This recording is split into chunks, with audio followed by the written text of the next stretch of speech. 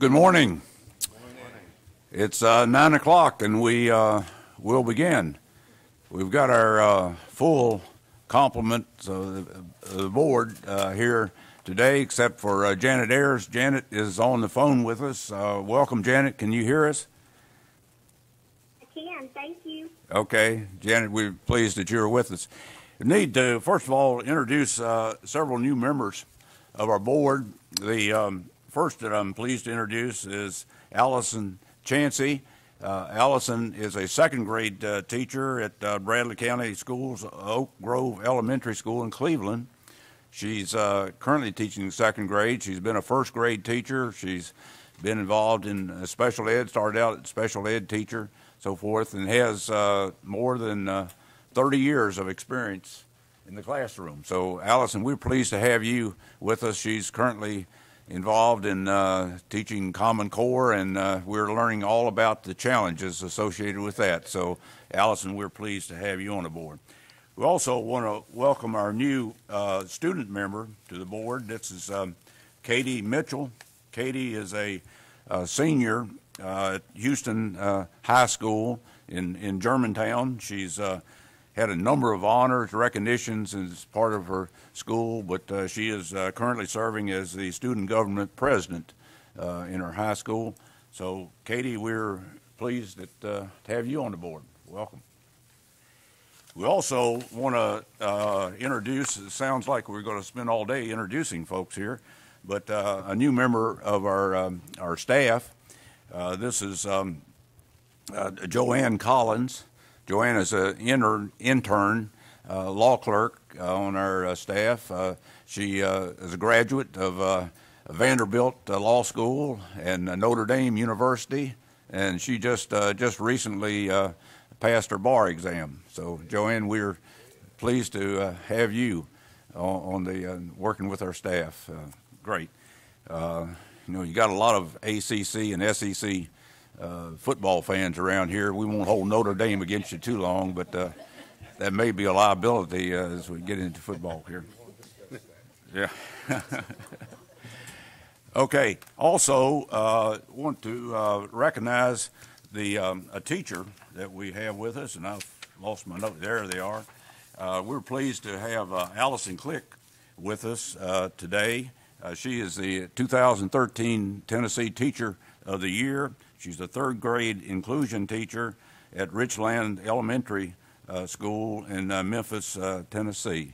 So, Allison, if you could stand up and let's recognize you. That's quite an honor, and we really appreciate the good work that all teachers are doing, especially those who can be recognized as Teacher of the Year. So we're pleased to have you with us. Okay, with that, we'll begin our agenda. The first item is the consent agenda that we've laid out in the material. It includes the adoption of the agenda for today's meeting, minutes of the last three meetings, including the two teleconferences that we've had since our last regular board meeting, and also a Child Care Advocacy Council nominations. Those items are on the consent agenda. Is there a motion that we approve the consent agenda? Got a motion second. Any discussion, questions? All in favor say aye. Aye. Any opposed? Motion is carried. We'll move to our item on first reading, and this is the Tennessee Early Learning Development Standards. And Connie is going to present that. Connie?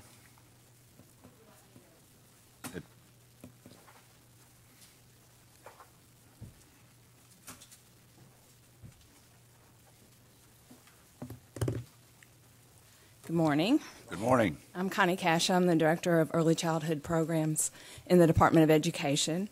And I'm here for first reading a review of the Tennessee Early Learning Developmental Standards for birth to 48 months. Back in 2004, we had our original standards approved by this board, and those standards covered ages birth through 5. And in 2012, we did a review of the 4-year-old standards, to ensure alignment with Common Core standards. And as I said, those were adopted last October. In 2013 of this year, the early childhood community, so representatives of community and family child care, higher ed, teacher prep staff, child care resource and referral staff, and early intervention staff recommended that the current birth to 48 month standards also be revised and aligned. So this committee, made up of representatives, and I believe you have a copy of this, but on page 1, it lists the organizations that were involved in this endeavor.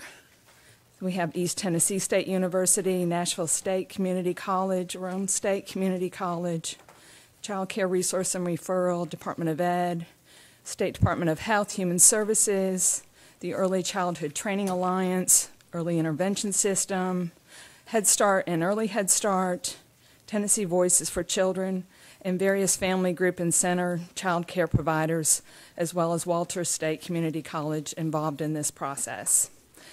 So the standards you have before you come from this committee and their review.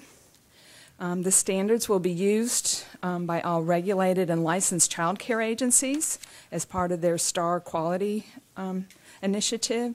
They'll be used by early intervention programs, IDEA 619, special ed programs, and other programs and families supporting young children ages birth through 48 months. There will be professional development opportunities developed after approval of these standards that will be used or developed by the Child Care Resource and Referral System, the Training Alliance, and other professional development staff with the Department of Education. The revised standards will be integrated also into college-level early childhood courses. We did come across an error, an omission at the 11th hour. So on page 22 of the document that you have, we will be adding a section to the science that talks about living things. So there'll be 2 standards added there, and it looks at from birth through 48 months.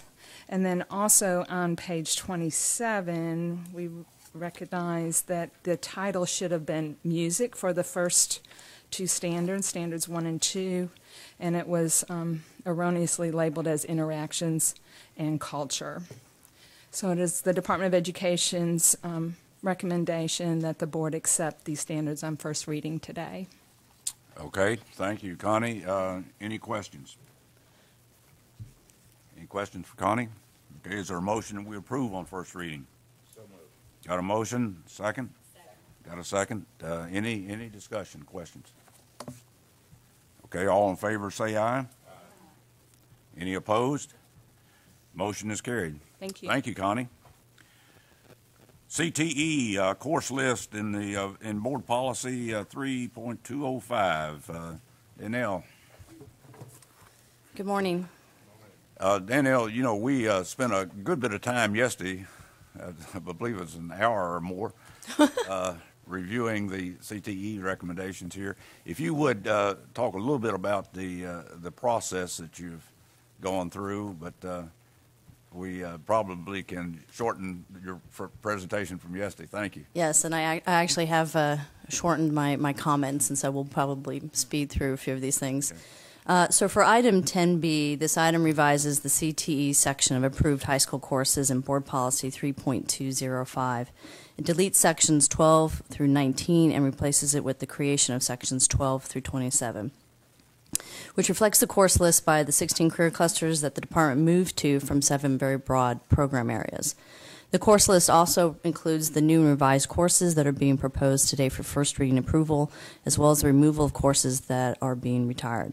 The recommended revision to the course list is a reflection of the work undertaken as part of our multi-phased approach to revise Tennessee's CT curriculum.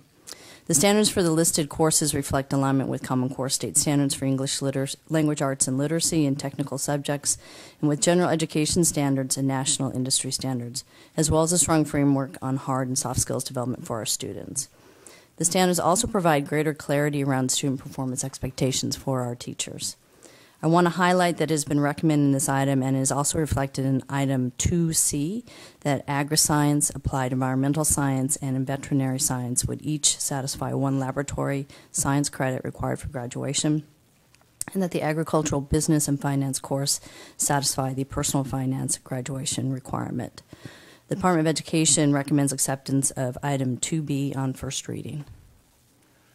Okay, and what I want to do here is take item 2B first, process it, and then we will look at items C through M as a separate entity. That's actually the course, the curriculum. So on item 2B, any questions on materials in item 2B? It's basically moving from the 7 program areas to the 16 nationally recognized areas. Okay. Any questions on item 2B? As I said, we had a lengthy review of this yesterday. I think feel pretty good about it. Is there a motion that we approve item 2B? Got a motion, second? Got a second. Okay, any questions, item 2B? Okay, all in favor say aye. Aye. Any opposed? Aye. Janet, that was an aye, right? Yeah. It was a night. You know, it's the benefit of modern technology. I was able to see the streaming workshop yesterday, too. So Okay, great. last night for me. Okay, great. Appreciate that. Okay, the motion, the ayes have it. The motion is carried. Now, we'll look at items C through M as one entity, and any comments about? Yeah, just very briefly, Okay. and just to provide context. If you'll indulge me too, I'd like to take 1 second and have my curriculum consultants who are here just stand so that you can see the leads for all of the different career clusters. So if y'all would mind standing. Thomas, if you could stand also. Great. Yeah. Thank you all very much. Thank you. So item 2C through M recognize those CT courses that have undergone standards revision or development as shared in my earlier comments for item 2B. The course changes reflect the work undertaken as part of our approach. The standards for the listed courses, as I also shared, align with these standards for Common Core, for English Language Arts and Literacy and technical subjects, as well as other standards along with general ed and industry standards. I'd like to highlight just a few courses that are presented within these series of items listed. Personal finance course is introduced, as mentioned earlier, within the career cluster Business Management and Administration. This is the personal finance course which meets the graduation requirement for personal finance. It has been revised in collaboration with our CNI, or curriculum instruction counterparts, and has the same expectation for teacher preparation. Within the Human Services cluster, there's a new attention to social health, as well as opportunities for work-based learning in related areas. Within the Law, Public Safety, Corrections, and Security cluster, I'd like to draw attention to the Emergency Preparedness courses, which provides an overview of the involvement of public safety professionals and healthcare professionals in response to various natural emergencies. Within the Manufacturing cluster, 2 mechatronics courses have been submitted. As most of you know, mechatronics is an integrated technology program to prepare technicians in our growing field of manufacturing design and operations across the state. Within the STEM cluster, as I mentioned yesterday, an Intro to Geographical Information Systems course has been added. This course will provide a foundation in GIS systems, which are integral to the collection, analysis, and use of various types of geographical data. The Department of Education recommends acceptance of items 2C through M on first reading. Okay, questions? Questions on any items C through M? Let me make it clear here that we are handling these on first reading. We've received a number of emails from folks that thought we were doing this on final reading. This is first reading, and these items will be back for the January meeting for final reading. Any questions? I just wanted to make a comment, Mr. Chairman. We did receive a thorough presentation yesterday, and I just want to commend you, Danielle, and your team for just the thoughtful, deliberative approach that you've taken to this, and the level of engagement that you've done. I encourage you to continue to do that as we move through the process to final reading, and the degree of flexibility that you've given districts to respond accordingly. So, thank you. Thank you. Other questions or comments? I think it is, and going through all these fairly carefully yesterday and before yesterday, really, I think you've done a great job of getting a lot of material together, and a good bit of this notebook here is material that your team has put together for this meeting, and we appreciate the good work that's gone into this. You know, I'm making the assumption that as we go forward, there will be other courses that will be used to populate the 16. Yes, you'll receive those for January 1st reading. Okay, any questions? Okay, there's a motion that we approve items C through M on first reading. Got a motion? Okay. You got a second? Got a second. Okay. Any questions, discussion? Okay, all in favor say aye. Aye. Any opposed? Any opposed? Okay. Motion is carried. Thank you, Daniel. Good job, and appreciate the work the team has done on putting this together.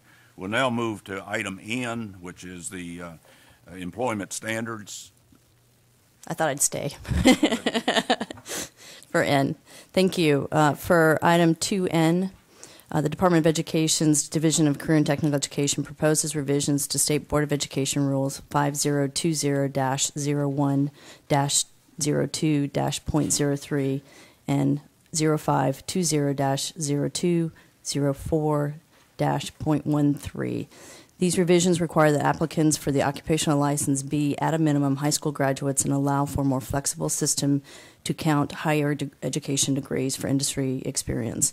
This change also allows for alignment with current industry practices to happen in real time and correlates to the revisions being made to CTE courses. Please note that the changes to State Board of Education Rules 5020-01-02-.03 9D employment standards, as well as 0520-02-04-.13 requirements for occupational education license are based on the rules as they were approved on second reading by the State Board of Education at the April 2013 board meeting. These rule changes do not appear in the current rules publication of the State Board of Education because they are awaiting legislative approval. The impact of the proposed rule changes will not affect the teachers currently in the system. It will only impact those who are applying for a Tennessee Apprentice Occupational License.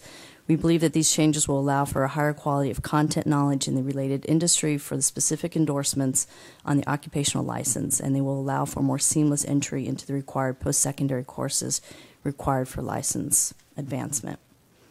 The Department of Education recommends acceptance of this item on first reading. Okay, any questions, discussion? Let me warn the board members that at the end of this meeting we're going to have a quiz to see if you remember the numbers of these rules. So I hope you were paying close attention. Okay, any questions or discussion? Okay, is there a motion that we approve on first reading? Got a motion? Second? Second. Okay, Janet seconds. Okay, any questions? Okay, all in favor say aye. Aye. Any opposed? Okay, the motion is carried. Thank you. Good job, Danielle. Appreciate it. Okay, move to item O, Library Information Center. David. Thank you. I'm down here. Oh, okay. I'll just do it from Afraid I was going to miss you. That's right. These standards, or this rule amendment, grew out of a conversation that an inquiry we received from a librarian several months ago, asking about some guidance in terms of the state board requirement regarding the purchase of encyclopedias. And my immediate reply was, you can still buy encyclopedias.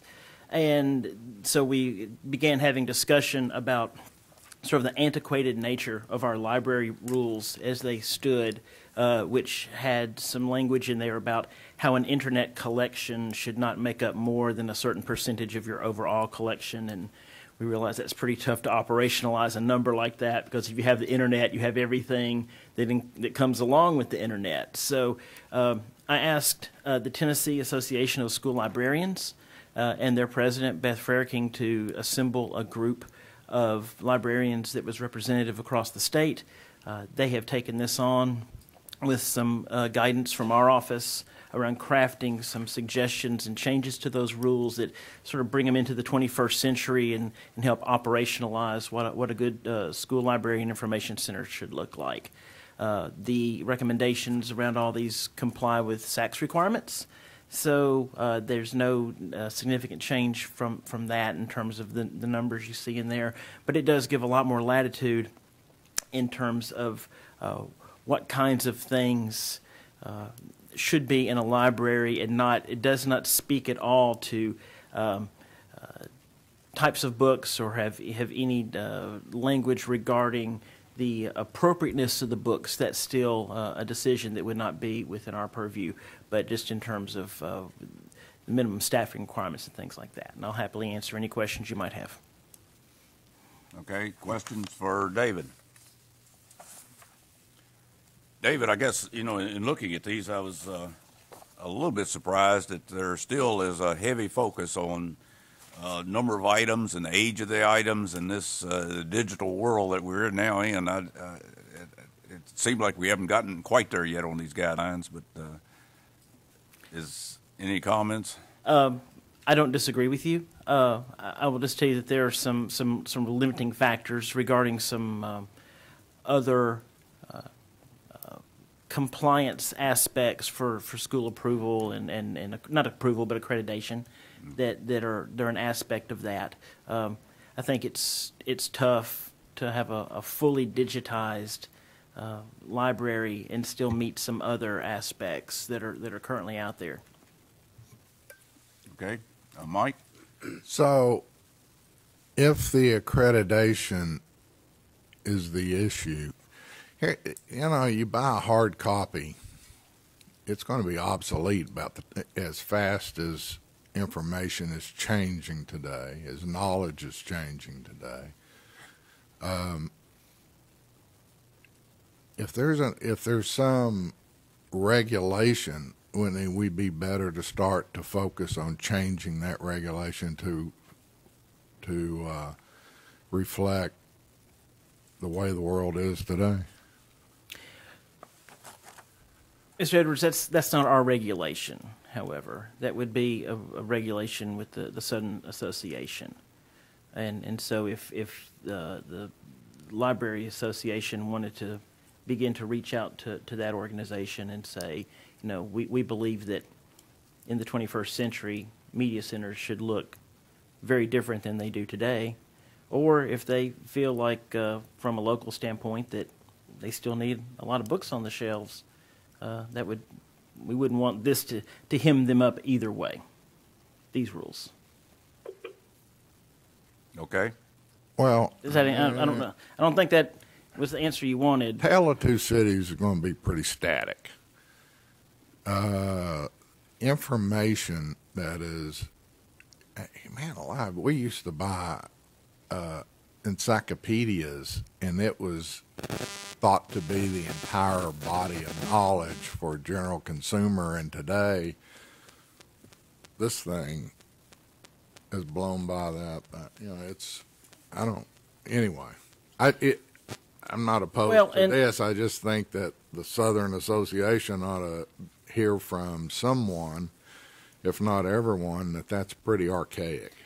And so that was a real reason for getting rid of percentages of collection that were internet based, and I thought internet based was a peculiar term anyway. That I can download a book, and that's allowed to count as a title in your collection of titles, or the number of titles you actually have shelved can count as a component of the title count as well. Okay. Other questions? Okay. Is there a motion to approve on first reading? Got a motion? Second? Second? Somebody? Second. Okay. There we go. We've got it now. Okay. Any questions? Okay. All in favor of approval on first reading, say aye. Aye. Any opposed? Motion is carried. Thank you. Okay, we'll now move to the action items on final reading. These are, for the most part, all items that we have considered at previous meetings and we'll be handling on final reading. First is pre-K kindergarten enrollment rule. Danielle. Good morning, Mr. Chairman and Morning. board members.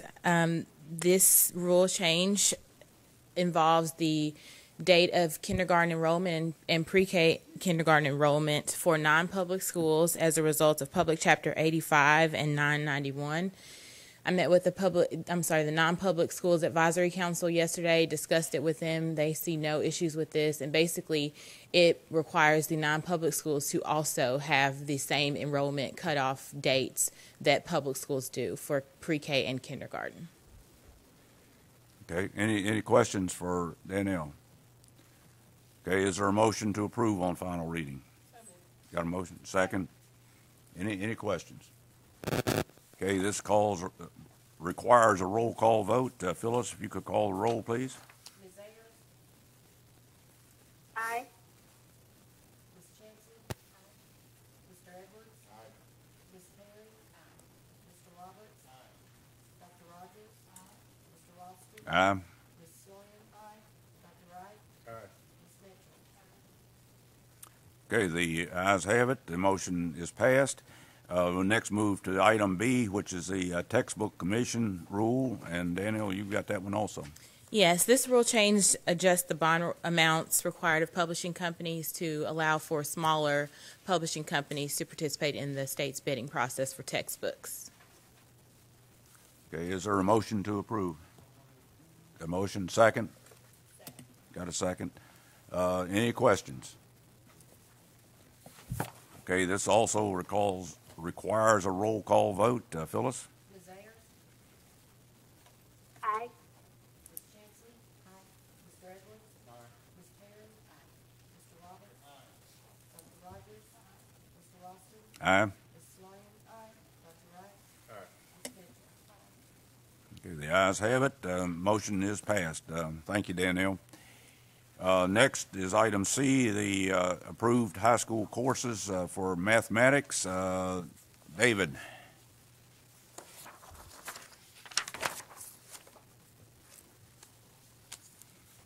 Good morning, Chairman, members of the board. This is for second read of the high school courses for the Common Core State Standards. As we talked about last time, the high school standards for Common Core are arranged by conceptual category and not by particular course. So the PARCC Model Content Frameworks is what defines where the courses will be assessed, and therefore that is where we have decided to place them by course. It's also important to note that there are two high school pathways. One is a traditional pathway, Algebra 1, Geometry, Algebra 2, and the second being the integrated pathway, and we are calling those courses Core Math 1, Core Math 2, and Core Math 3. Districts will have the choice of which pathway to implement, and the PARCC Assessment Consortia is developing assessment options for both pathways. Okay, and it does add the RIT 3. The RTI, Yeah. Tier 3 math course. RTI, yeah. Yes, sir. That will be taught by a certified secondary math teacher for 7 through 12. It will not replace one of the 4 requirements for the math credit. Part of our RTI plan that will go into place next year. Okay. Questions for David? Yes, Carolyn?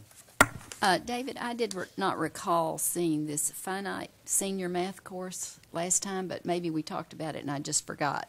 The finite senior math course is already been approved. It was approved in 2010, and this does not affect that course at all. There are no changes to that course.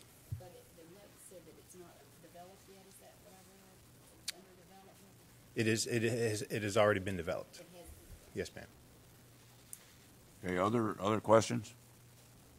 Mr. Okay. Chairman, Yes. David? I'd just like to note that I sat in this room in a Senate hearing and heard every bit of this standard read out loud, word for word. Please don't ask me questions on it, though. And that was Okay. really exciting. Very good. Okay. Is there a motion to approve on first reading?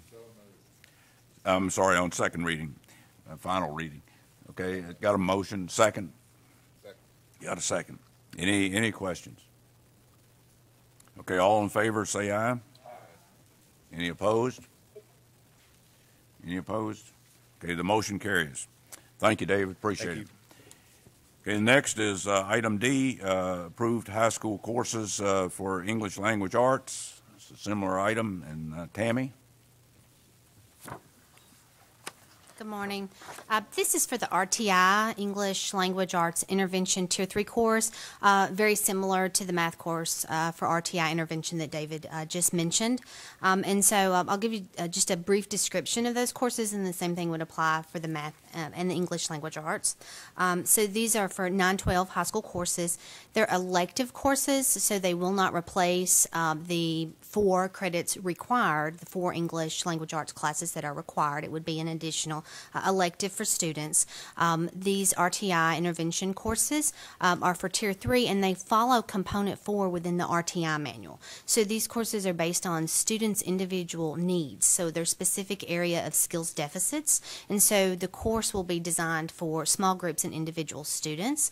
The recommended ratio within the manual for courses is 1 to 12, teacher to student. Courses, it's also recommended and strongly encouraged within the manual that the courses are taught by a teacher predominantly, and that if computer type programs are used, that is just a small portion, that the direct instruction is coming from an actual teacher. And so you had an additional paragraph between first read and this second read into your document that explained this course just a little bit more in detail, but it will follow Component 4 of the RTI manual. Okay. Any questions? Questions for Tammy? Any questions? Okay, is there a motion to approve on final reading? Got a motion? Second? Second? Second. Okay, any questions, further discussion? I would just like to thank you for the additional explanation. Okay, any other comments, questions? Okay, all in favor, approval on final reading, say aye. Aye. Any opposed? Motion is carried. Thank you. And Tammy, I believe you've got the next one too, which is the textbooks. Okay, good.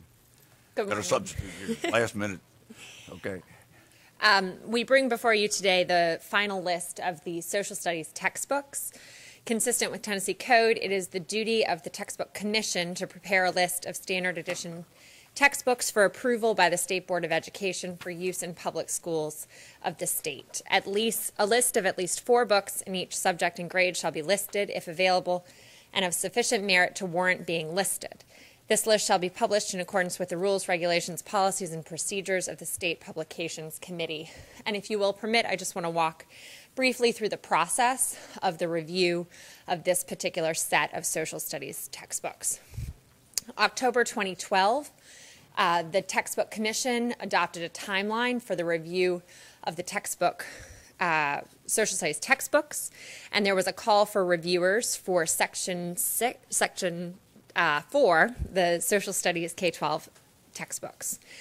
March 9th of 2013, the applications for the reviewers were reviewed by a committee including members of the Textbook Commission and Jared Myrickle, the chair of the Social Studies Committee drafting the standards. March 22nd of 2013, official notification of the invitation to bid was released. On April 3rd, the pre-bid conference was held to go through the standards and the rubric for review. May 1st was the deadline for the delivery of bids, and June 10th and 11th, the Textbook Review Committee held hearings for the textbooks that were proposed. July 1st was the deadline for the official samples, and those samples were made available in 10 district textbook collection depositories across the state. July 22nd and 23rd, the committee held a debriefing for their first review of the textbooks. July 26th was the first read here at the State Board of the preliminary list. August 30th was the deadline for amendments to the free materials, and then September 16th was the meeting of the Textbook Commission to review the oral comments from publishers and from the reviewers. The Textbook Commission met on October 7th, And at that reading, there was public comment from a number of individuals who had reviewed the textbooks. The commission determined not to make any motion at that time and wanted additional time for study, and reconvened this week on October 23rd and did approve a list of textbooks that is before you today.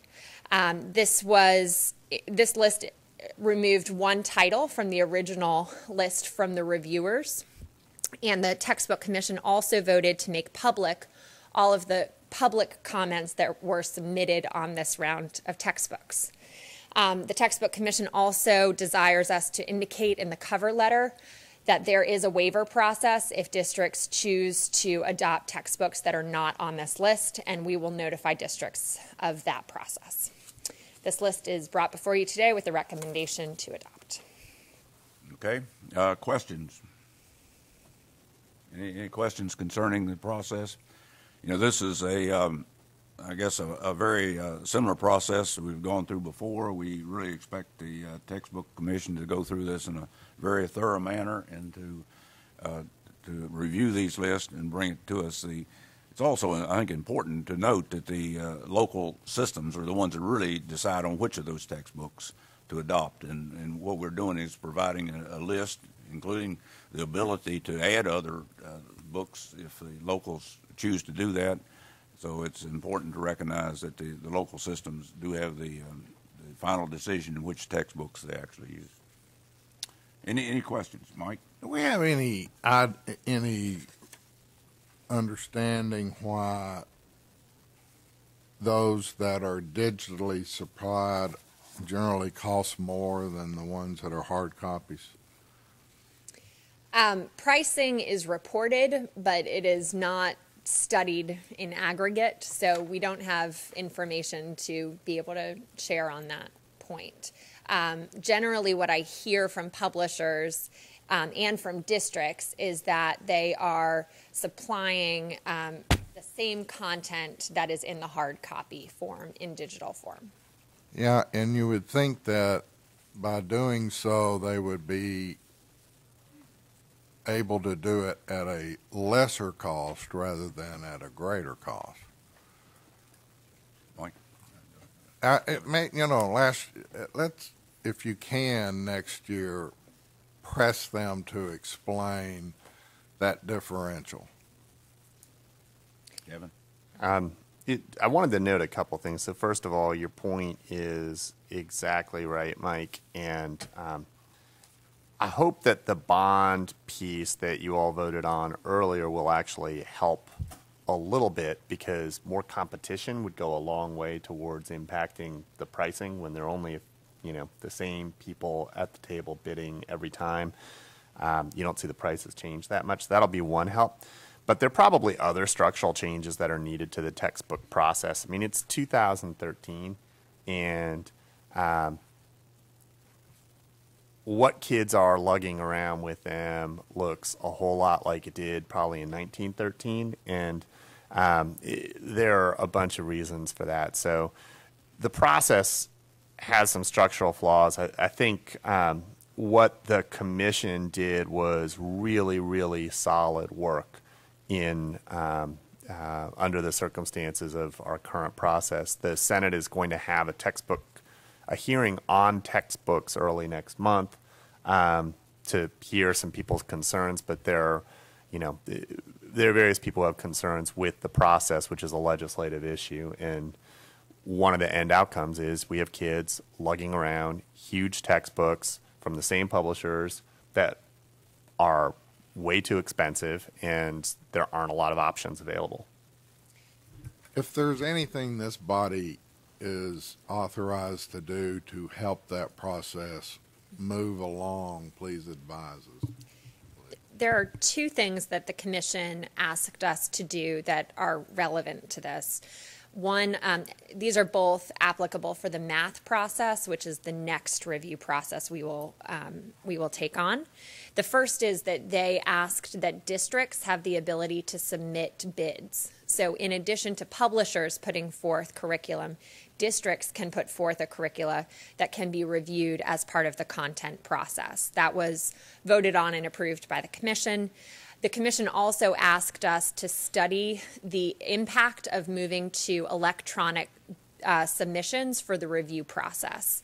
This wouldn't necessarily mean that all of those books would only be available in electronic form, but there's a desire to have easier access to the books during the review process, both for the public and for the reviewers. And so we are bringing a final chapter of that study to the commission in January, but there is a possibility that they will move from hard copy bids to electronic bids, which would also accelerate the likelihood of electronic adoptions. Okay, Teresa? I just have one question about, you mentioned the waiver process. Can you just highlight that what that process looks like? Sure. So districts fill out a 2-page form indicating that they want a waiver and why they want a waiver, and that goes to the commissioner for review. It's a fairly streamlined and simple process. And we are looking at at how we can even make it easier than that. I just have one point on that, and I think that's really it's great that districts have flexibility. I'm all for that. Just that there seems to be a very thoughtful review that the commission has undergone. I just want to make sure that same level of flexibility and thoughtfulness. It does get reviewed for content as part of the internal review process before the commissioner signs off. Okay. Other questions, comments? Okay, is there a motion to approve on final reading? Got a motion? Second? Got a second? Any questions, discussion? Okay, all in favor say aye. Any opposed? Motion's carried. Thank you. Okay, next item F, English as a second language standard. Joy? Yep, there's Joy. Good morning. Morning. This is the final reading on our ESL standards. Those are the WIDA standards, which are the world-class instructional design and assessment standards. Just a couple of notes. Since last time, we did send these back out for response, and our response was positive from districts and from the task force that convened in 2011 and initially approved these standards. They do correspond to Common Core state standards, and 31 states and two territories use these. So we ask that you approve on final reading. Okay, questions for Joy? Questions? Okay, is there a motion to approve? Got a motion? Second? Got a second. Okay, any questions, discussion? Okay, all in favor say aye. Any opposed? Motion is carried. Thank you. Thank you, Joy. Appreciate it. Good job. Okay, we'll now move to item G. David, Advisory Council on Teacher Education. We have this on final reading. We did not have this on first reading, but David, I guess you can explain why. Sure. Thank you, Chair and members. This is really more or less a reflection of the way the bylaws that have been operationalized with the Advisory Council, and wanted to bring this to you, but just so you could sort of see how the Advisory Council is doing business these days. With budgetary constraints, not only in the Board of Education but across the state, it seems to make a lot more sense to do a lot of our work asynchronously or virtually, and it's working pretty nicely. So that's also for you to consider, but really more or less for your information. The other piece are the 3 names that we are adding to the Advisory Council because of folks taking other positions or people resigning for reasons related to their job. Some of the positions on the Advisory Council are there by virtue of their position. President of TEA, President of TACTI, and then others you assign or you ratify through this process. One is a former Advisory Council member who's agreed to come back, Sharon Roberts with SCORE, who will fill that nonprofit seat or education-related organization seat. We're tickled to have her. Mike Novak, who is a very thoughtful young principal in Bedford County, and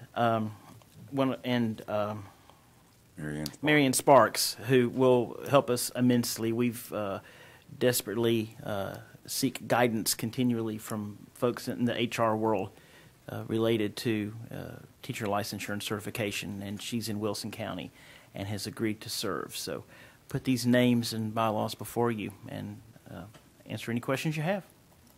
Okay, any questions for David? Okay, is there a motion to approve? Got a motion, second? I got second, Jean Ann. Any questions? Okay, all those in favor say aye. Any opposed? The motion is approved. Thank you, David.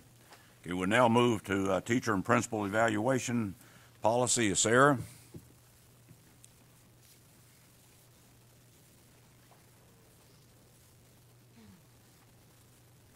Good morning. Good morning.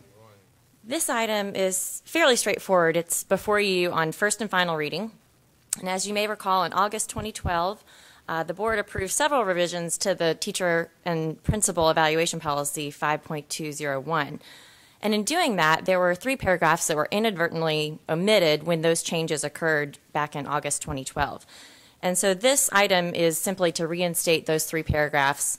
They're section 2D, 1, 2, and 3, and their description of the post-observation requirements. These 3 paragraphs have been in the original policy since it was adopted in 2011, and so again, there was never any intent to omit them. It was an inadvertent omission during that revision in August 2012, and this item is simply to reinstate them into the policy. So I'm happy to take any questions if you have them. Okay. Any questions for Sarah? Okay, is there a motion to approve? Got a motion, second. Any questions? Okay, all those in favor say aye. Any opposed? Motion is carried. Thank you. Thank you, Sarah. Now, I believe you have the next item, which is Lincoln County alternate salary schedule. Yes, and I heard there were a few questions yesterday, and I apologize I wasn't there to answer them. So I'm going to take a few more minutes today, if that's all right with you, Chairman, just to explain a little bit of the context for this item. So to begin, Teacher Incentive Fund number 4, we were one of the recipients of that grant back in October 2012, so about a year ago. And as part of that grant, there were 3 LEAs that were recipients, one of whom was Lincoln County. And they have recently finished the year-long process of developing and designing an alternative salary schedule as part of that grant. I want to acknowledge Joel Hastings, who's one of the supervisors in Lincoln County, here with us this morning. We're pleased to have him. And certainly if there are questions that I can't answer, I know Joel and or Sylvia Flowers on my team can answer them. But in any case, there are 2 other districts, Haywood and Chester, who are finalizing their schedules, and those will be before you in January. But before I get into the schedule itself, I wanted to give you just a little bit of information about the approval process, both the design and development and then the approval process. So we've modeled this process for TIF 4 districts after the TIF 3 application and review process in 2011. And it involves a year-long planning and design process at the district level, during which time the department provides guidance and support, as well as additional technical assistance in determining the plan components. And through that design year and development year, there's a lot of stakeholder engagement. There's a lot of look at financial sustainability, budget projections, communication planning, and all of that work during the design year leads to an application to the department. And we have copies of that on hand for you today. That's not one of the documents in your packet, but it's a 30-page, pretty extensive and detailed application for a district who's proposing an alternative salary schedule. So we'd be happy to share those with you if you're interested after the meeting. But in that application are the plan criteria, information about the design team at the district level, the input and engagement strategies and meetings that occur, the eligibility rules for different awards under the new model, how they're going to think about data management, communication over time, and in some ways, most importantly, the financial sustainability plan. So once that plan has been submitted to the department, we've reviewed it. It is then approved by the local district. And in Lincoln County's case, they unanimously approved their alternative salary schedule at a September board meeting. And after that happens, then it comes to you for final approval. And this is on first and final reading because of the time involved to plan and arrive at the point where we are today, and then the need to implement in the current year the salary schedule as proposed. So it is before you on first and final reading as we do with all alternative salary schedule submissions. So briefly, in terms of the plan itself, and again, you have an overview document as well as the actual salary schedule in your packets, and we have the fuller application if you would choose to review that we can share with you after the meeting. But they have some specific requirements for this plan because of being a TIF 4 recipient. But in sum, it moves from a salary schedule that rewards degrees and experience each year to one that bases annual step increases on effectiveness as determined by the overall score on team. So in terms of annual step increases, moving forward in Lincoln County, their schedule will do that according to performance on team. Then additionally, they have flexible categories, which are kind of the lanes, the education lanes in the old schedule. And that's most applicable for new teachers coming in, as well as over time, where they may determine various roles and responsibilities would place teachers in different categories. It also gives current teachers, though, a way to find themselves on their salary schedule in Lincoln County so that moving forward they can then accrue those increases each year based on the step model that's determined by performance. Also, as part of their model, in addition to the kind of annual base pay increases, there are bonuses and stipends available for teacher leaders, and there's some very specific criteria and roles associated with those teacher leader positions. There's also stipends available for hard-to-staff subjects, and those are determined annually in the district, and they have a process for doing that as well. And then lastly, there's an improvement in professional development stipend, and that is one that teachers who follow kind of a pretty tight professional development plan and then see improvements can earn as well. Lastly, after year one, teachers move to $36,000 base pay. And then beyond that, as you'll see in the schedule that's a part of your packet, if teachers earn a 3, 4, or 5, then they can earn, again, additional increases each year. But it's also notable that level 1 and 2 does not receive a step increase under the Lincoln salary schedule. And then finally, current teachers do have the ability to opt in or opt out. All new teachers coming into Lincoln County will be placed on the new schedule. But for current teachers, they do have that opt-in, opt-out. And the district is currently holding opt-in information sessions for their current teachers and explaining the schedule. And again, they've been part of the communication and design process this last year. And as I understand it, they're getting very positive feedback from their teachers. But that's currently happening in the district, so we don't have opt-in numbers for you yet. So I'll stop there. If you have additional questions, I'm happy to try to answer them or defer to my colleagues. Okay. Questions? Questions for Sir? Mike? So how would this work with the local match? In terms of how that rolls into the overall funds available? Yeah. All right. So, just an example, your year step 1 is 36,300 in a category 1. Yeah, I could have picked another number. It doesn't matter. So that is going to be a distribution between the state and the local LEA. That's correct. And you may not know this, but out of curiosity, was there any consideration in regard to differential pay between subject and content and difficulty? To my understanding, and I'll look to Sylvia and Joel to correct me if I'm wrong, part of the way that they are attempting to differentiate by subject is the hard-to-staff stipend. So where they have real trouble attracting teachers, whether it's high school math or physics, then they have built in the ability to, have an added incentive for those teachers. And it would also be an incentive that teachers that currently teach in the district that already teach in those hard-to-staff subject areas could also be eligible for. But that's the only way that they're differentiating currently, I think, between subjects. How does that work on this pay schedule? So this is the base pay schedule. That would be an additional kind of annual bonus that a teacher would receive for teaching in one of those hard-to-staff subjects. And that would be determined annually based on recruitment and shortage information. So it may change each year. So that's an additional bonus on top of the base pay. this is more of an observation and in no way a criticism. I think it's very much a reality throughout the state. But your annual increases are barely going to keep up, if they do, with inflation. Editorial, Yeah. a criticism.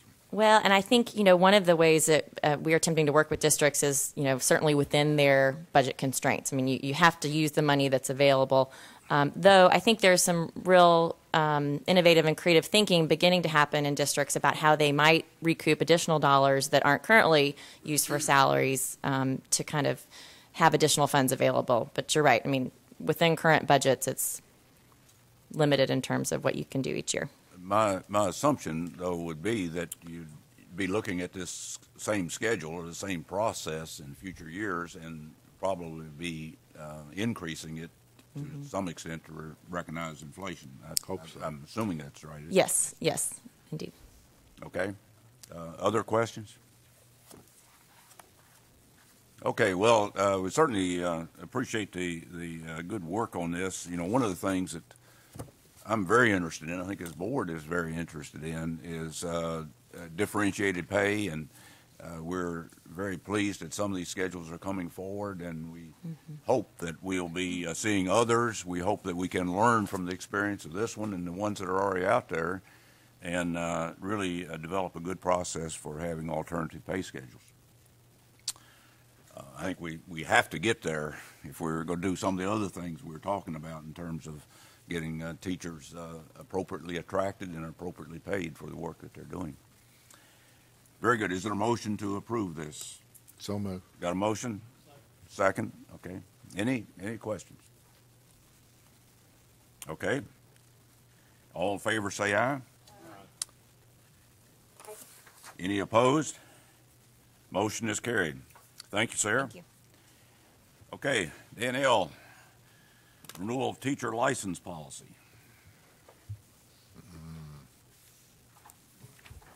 Okay. At the August 16th board meeting, you all voted on a set of rules and policies on licensure, most of which would become effective August 1, 2015. However, there was a portion of it about the renewal of teachers' licenses that was to become effective immediately. So we filed that rule with the Secretary of State, and they kicked it back for the reason that by eliminating that particular provision, it would create a vacuum for those individuals who would be able to apply for renewal between now and August 1, 2015. So what we're doing here is taking that language that would be stripped out, putting that in a policy so that those set of standards will be available for those who are renewing between now and August 1, 2015. Okay. Questions? Just one question, but it doesn't change any of the actions that we did on licensure, not right? at all. It's Correct. just confirming that process between those, for those that apply for renewal between now and August 2015. Correct. Right? Okay, thank you. Okay, any other questions, discussion? Okay, is there a motion to approve? Got a motion? Is there a second? Got a second. Okay, any questions? Okay, all in favor say aye. Any opposed? And Janet, I was too quick there. Yours was an aye vote, right? It was. Okay. A little bit of delay. Yeah, I apologize. That was too fast. Okay, the motion is approved. Danielle, thank you. Okay, annual measurable objectives. Aaron? Good morning. Good morning. So this is a final reading of the Shelby Unified School District Annual Measurable Objectives. We had brought to you all in August the annual measurable objectives for the remaining school districts in the state. For this, we wanted to give the new school district, where we were combining Shelby County, Memphis City, and taking schools out for the Achievement School District, a chance to take a look at their AMOs before we had them finalized by y'all, and give us any feedback they had on the way in which we had combined the two districts. So this is for final reading, and I will take any questions that you have. Okay, any questions? Just Just one question. Can you just confirm that you have done this in coordination with Shelby County Schools? Correct, yes. We did send the annual measurable objectives to them. We invited them to give feedback. We had some conversation with them about it. And these AMOs are in line with the rigor expected across the state, right? These are exactly the same. So essentially what we did here was the same process we would do with any other school district, where we took all of the schools that are now in Shelby Unified, so those that had been in Memphis City, those that had been in Shelby County. We took out any schools that were part of the Achievement School District, and then we put all of that data together to say, what in that district, had we had those combined districts previously, what would the percent proficient and advanced have looked like? And then we applied the same methodology that we do for every other school district in the state. Excellent. So in the event that any of the municipalities form, their own school systems, would this process start over again? Exactly. So what we will do in the future with any new school districts, but in particular in this area, is that we'll go through that same exact process. So we'll get through the end of a testing cycle, and then we'll use the data from that previous testing cycle to essentially construct new school districts and ensure that we're holding school districts accountable for the schools that are in their district only. Okay. Thank you, Aaron. That's helpful. Okay, other questions? Mike? All right. Now that we've got the data, what does it mean? So if we approve this, but I don't. What we're essentially saying, so this is the same sort of thing that we've asked of other school districts, where we say, okay, essentially what has happened here is that so for example, if you look at 3rd through 8th grade math, so we're saying, had the school district last year been a combined district, so had Memphis City Schools and Shelby County Schools been together, their percent proficient and advanced would have been 42.8%. So then we're asking the district to, as we do with every other district in the state, cut in half the distance between where they were and 100% over the course of 8 years. And when we take that number, and that's how much they have to gain. So the gain required is 3.6% percentage points in order to meet their annual measurable objective for that particular item. Does that help? I'm not sure that it does. It's their essentially, yes. It's their benchmark and goal for the year. And so should the district come out, so their target is 46.4% in 3 through 8 math. Should the district end up at 47%, they will have hit their target for that particular area. Should they end up at 46%, which is below 46.4% of their students proficient and advanced, then they would not meet that target unless they were to meet it through one of the available safe harbors. Does that help, or are you looking for a more simple answer to your question? Usually simple answers serve me well. Basically, they have to hit this target. Yeah. And where it puts them, just so you have a sense of, I don't know if you're looking for what it would have been for these two districts separately, or? One of the questions I asked a long time ago was, and I think it had to do when we got the waiver, that we reset the benchmarks. The No Child Left Behind that went away, and we had, I think, bottom. But my question was, well, what happens if any school district fails to meet their target numbers? Right. And the answer was going to be, well, we got to decide that at the time.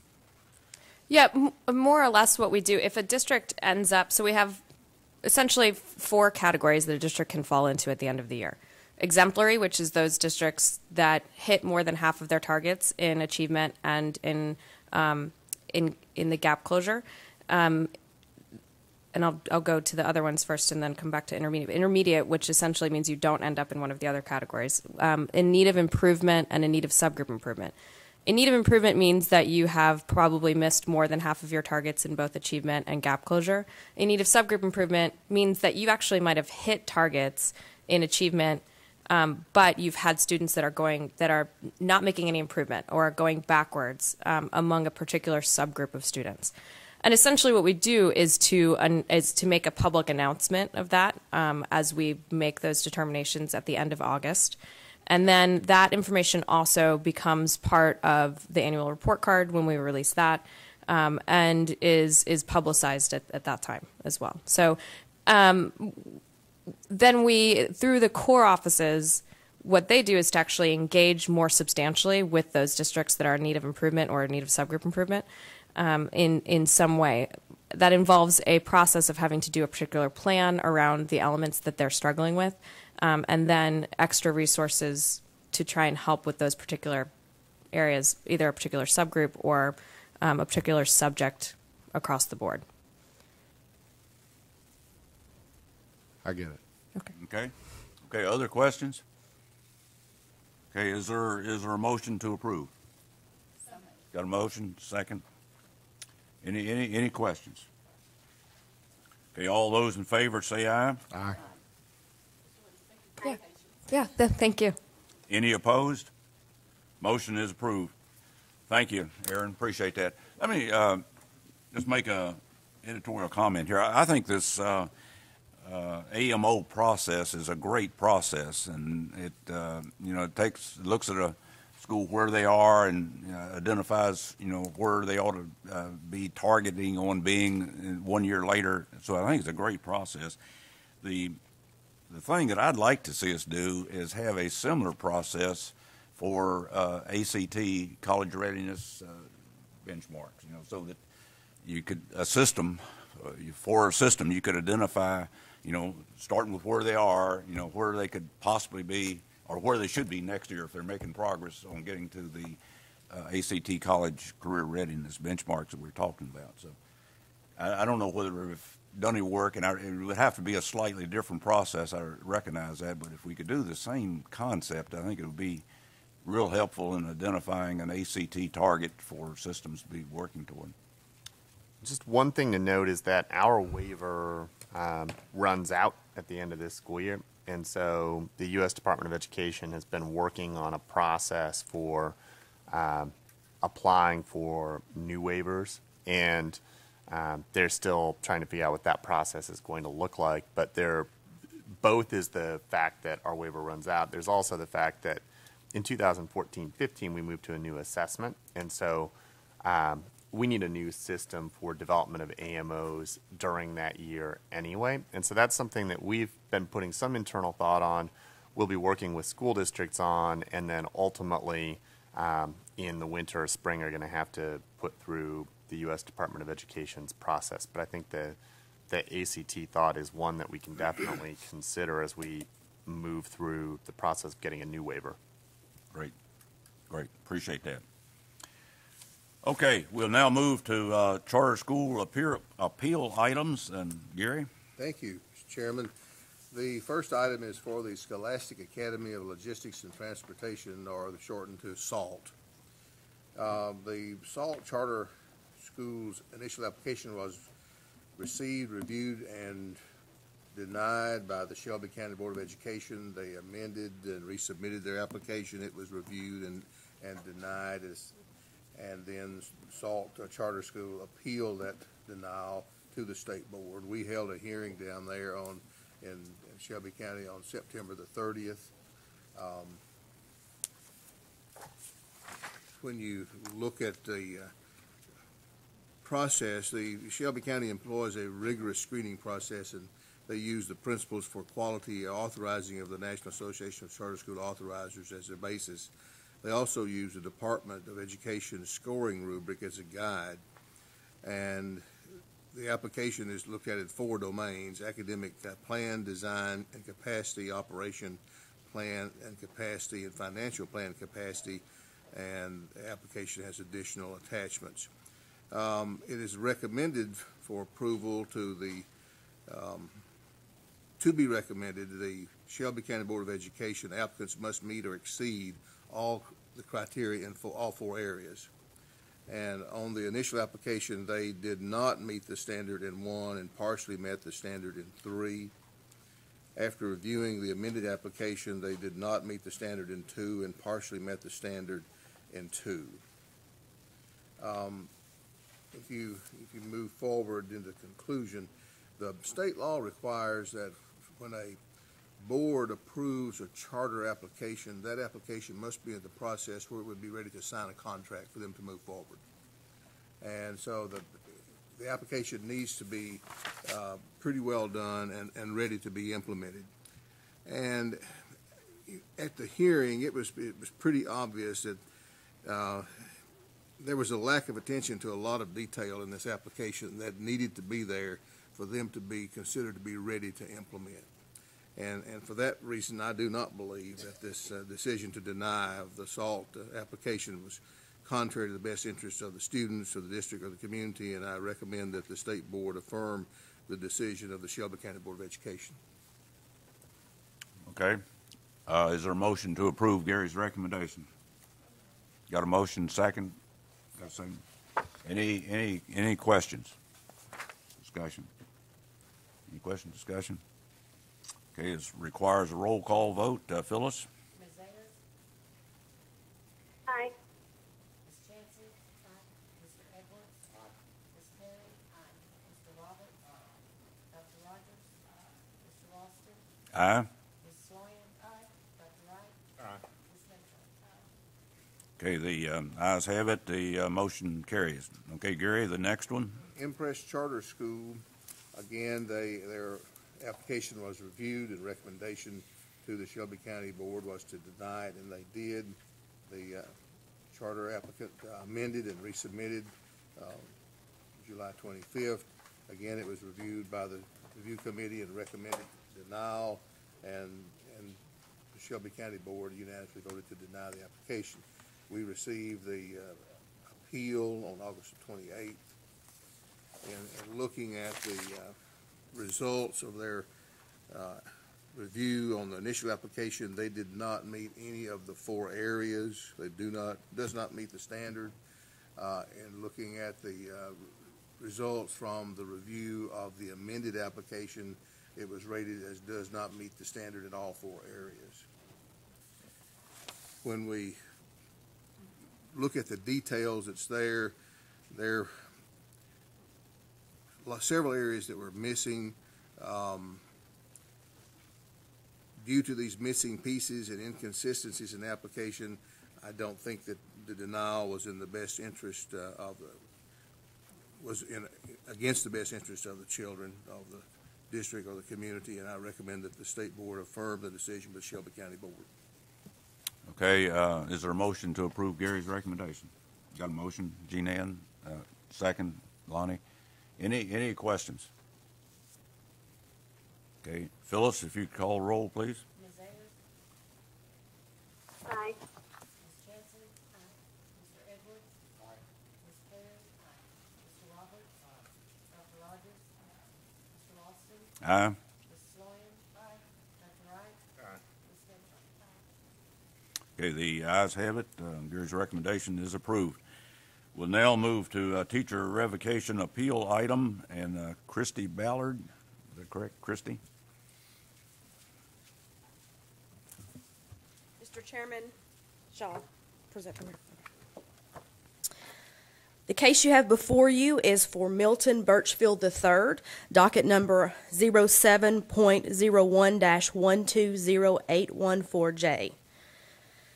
You have the transcripts in your packet, and I will give you a brief overview of the facts. The Office of Career and Technical Education reported to the State Board Council that Mr. Birchfield had falsified documentation to receive an occupational endorsement on his Tennessee teacher's license. Upon receiving that information, the State Board Review Committee proposed to revoke Mr. Birchfield's license. He was notified of that intent. He requested a hearing. An administrative law judge was assigned, and a hearing was scheduled and held on May 15, 2013. After considering all the evidence, the ALJ entered a judgment in favor of the State Board and stipulated that Mr. Birchfield's license was to be revoked, but that he should be allowed to apply for reinstatement upon submitting documentation that he had attended the required occupational education courses. In August 27, 2013, Mr. Birchfield filed a petition for reconsideration with the ALJ. He attached evidence that he had attended occupational education courses in July of 2013.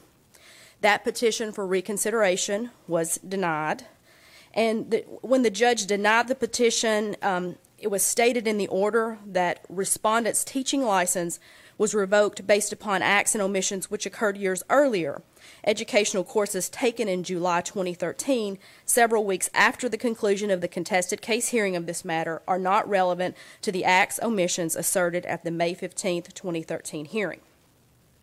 Mr. Birchfield appealed the initial order on September 6, 2013, and now it is before you pursuant to the Uniform Administrative Procedures Act. And the options that you have, according to state law, are to either adopt in whole or in part the initial order as the final order, enter a new final order with findings of fact and conclusions of law, or remand the matter to the administrative law judge with specific instructions for further proceedings. Okay, thank you, Christy.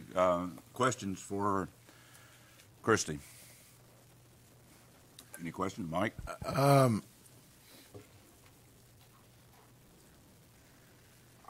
That, I'm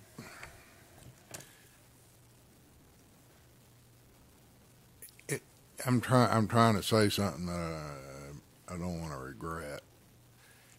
But I never kept you from talking before. Well, yeah, but this involves a judge, and I've found that in history that can be troublesome for me. All right. The law that was applied to Mr. Birchfield was what? I think the decision to find for the state and revoke Mr. Birchfield's license was based on the fact that he had falsified documentation in order to receive the endorsement. I think the petition for rehearing was based on the fact that after the hearing, he attended some courses in July, and because the judge had stipulated that he could apply for reinstatement after the fact, he wanted to avoid the revocation and just have his license reinstated. And really, what the judge stated in the initial order was that the revocation was based on the fact that he falsified documentation to prove he had actually attended courses previously. Okay, so that's the part that was sort of... It wasn't the fact that he had not attended courses, it was the fact that he had falsified the documentation. And I think when we heard this in May, we were it gave us a lot of heartburn too that someone would falsify an official document. But the judge did, am I hearing it correctly, that he was led to believe that if we went back and got the credentials, then he could be reinstated? The judge stipulated that he could apply for reinstatement later. Why would he do that? See, there's where I get in trouble with judge. I should. That was the part I didn't. I got it. Okay. He did not apply for reinstatement. He's appealing the initial order that would revoke his license. And this really doesn't limit his ability to apply for reinstatement. Right, correct. At a later date, he could reapply and be reconsidered. But this basically is saying the revocation is based on the fact that he did falsify the record. Right. And the reinstatement based on, he can apply for reinstatement, but still need to... That's going to be hard to go away, the fact that he... Well, it basically what we're saying is it needs to be on the record that he did falsify the record. Right. Okay, other questions? Okay, is there a motion to approve the decision of the administrative law judge? That's so moved. Yeah. Okay, we got a motion second. Any questions or discussion? Okay, Phyllis, if you could call the roll, please. Ms. Ayers? Aye. Ms. Chancey? Mr. Edwards? Aye. Ms. Terry? Aye. Mr. Roberts? Dr. Rogers? Mr. Ralston? Aye. Ms. Williams? Dr. Wright? Ms. Mitchell? Okay, the ayes have it. Motion is approved. We now move to teacher license actions. Danielle. Yes, you all have before you the list of individuals who the State Board Review Committee has determined should have licenses either revoked, suspended, or denied. I'll be happy to entertain any questions on those that you have. Okay, any questions on any of the recommendations from the State Board staff? As you recognize, we really have a panel composed of the State Board staff that goes through each of these very carefully and makes a recommendation. They closely consider, the actions that have been taken previously, ensure that we're being consistent across the board with the recommendations. I believe that the recommendations we have here are consistent with the things that we have approved in the past. Any questions on any of these items, any of these teachers?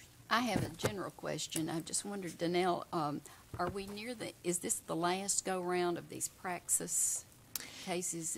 It should be. What's happening is that there are some people in other states, so mostly the Mississippi, Arkansas area, who are also licensed in Tennessee. So these last few rounds have been people that have been licensed like in Mississippi. Their license has been revoked in Mississippi because of that, and then now we can then revoke concurrently with Mississippi.